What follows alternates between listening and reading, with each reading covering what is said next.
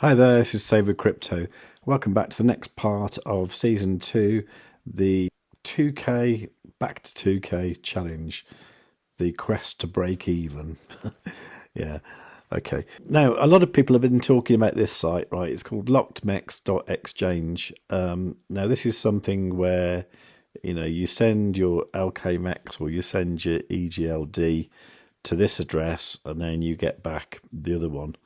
Now, people like David T has said, I've used the LockedMex exchange to sell LKMex occasionally to help out with some liquidity for other cryptos.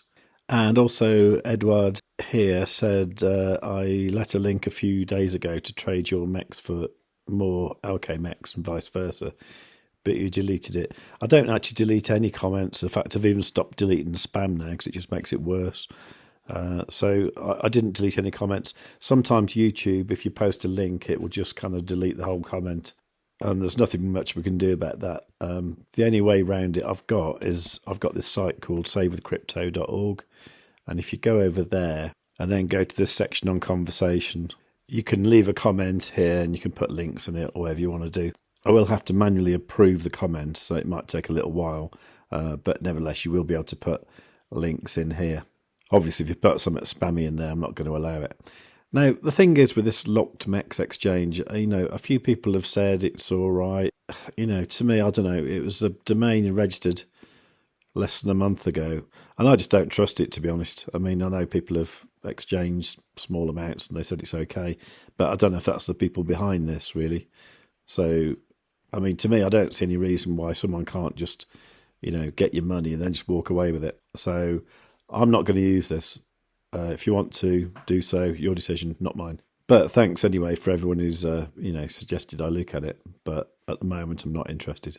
Actually, while I'm on this page, Michael CS, he showed me this video he made about these sub farms. Seems to have gone now, but it was a little video showing me these kind of sub farms he had, and I think I've got to the bottom of what the sub farms are all about. If you look at this video I made back on the 1st of December last year, look at that a bit larger, you can see I think these are the kind of sub farms he was talking about.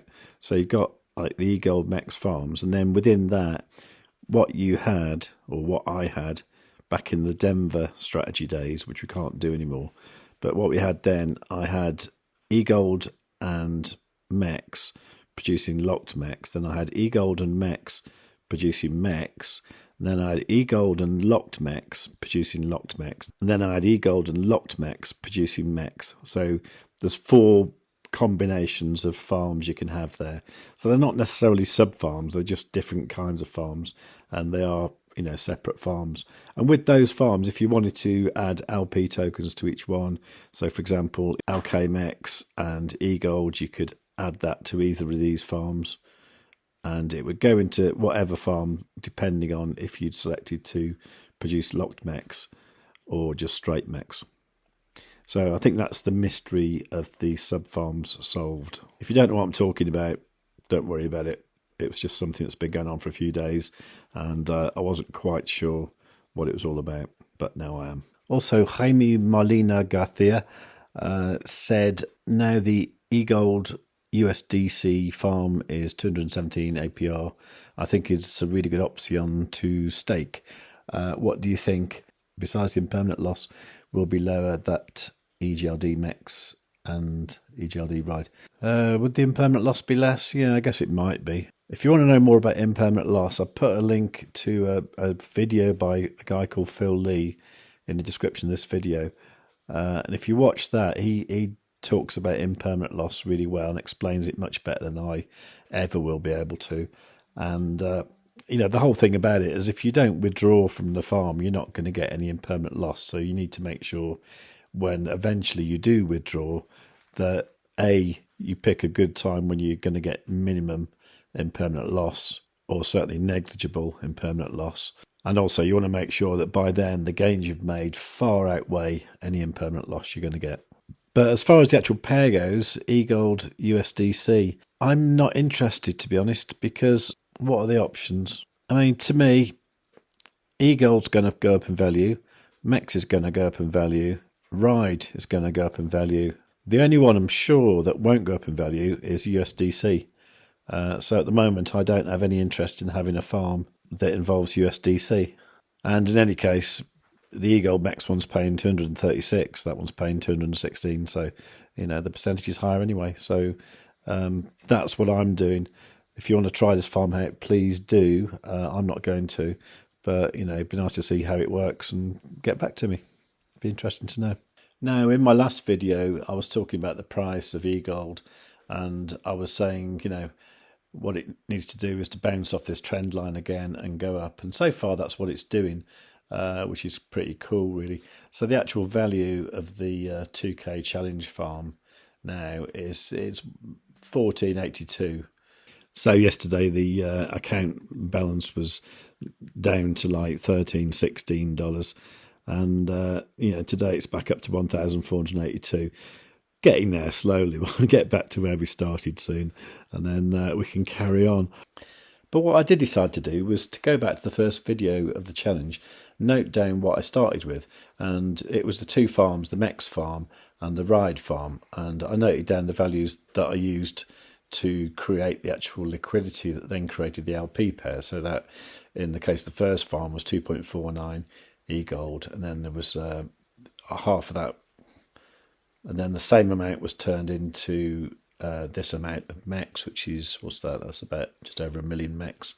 And also in the second farm, there was 2.49 eGold and then about 320 Ride.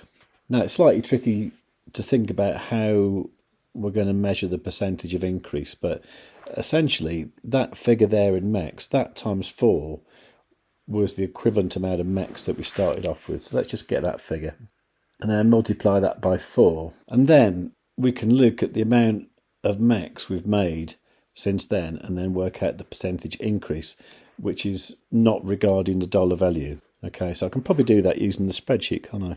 So basically, if I add another column here, okay, and then I call that MEX Farm Inc.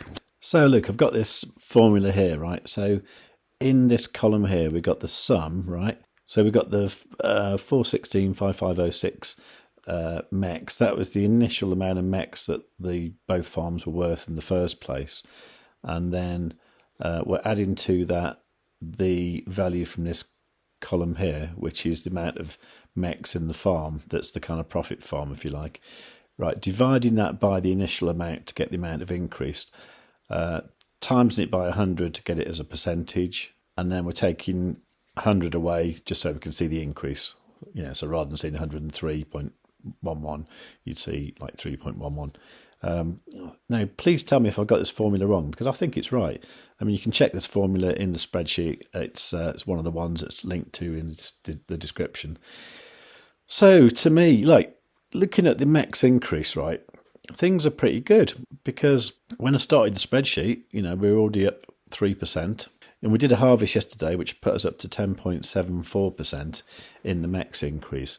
Now, that's what it's increasing without even taking into account the fact that MEX is going to increase in value. So, honestly, I actually think the actual 2K to 1 million challenge is still on. It seems really weird at the moment, but, I'm quite confident this compounding idea works.